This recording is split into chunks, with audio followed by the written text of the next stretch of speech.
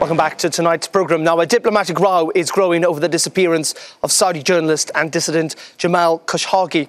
Riyadh is vowing to respond with greater action to any sanctions or action that might be taken against the kingdom. It comes after Europe's biggest powers, Britain, France and Germany, call for a credible investigation into Khashoggi's disappearance. The US President, Donald Trump, well, he promised severe punishment if it's proven that Khashoggi was killed inside the country's consulate in Istanbul.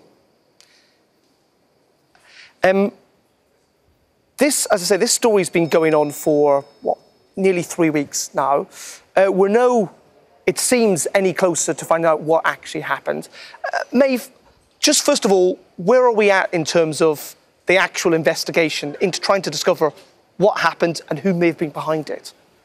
I cannot answer that question. I wouldn't even dare try and answer that question. All we know for the moment is that Federica Mogherini, the head of the EAS, she has asked for an investigator or an independent, transparent investigation. The Saudis as well have called for that, and the Turks have said they're doing it. So we do not have the facts just yet on where we are with that, but it is a pretty sinister story. And it's surprising because why would the Saudis want to be linked to the story when they're spending so much money on public relations and trying to improve their image, especially here in Europe?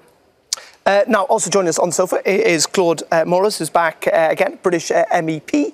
And also joining us is Ernest Sagaga. He's the head of Human Rights and Safety with the International Federation of Journalists. We're going to hear from the Commission in just a second. But Ernest, let me come to you and talk about kind of the reaction to this, because as Maeve was pointing out, we don't really know what has happened, but we've heard an awful lot of strong words uttered.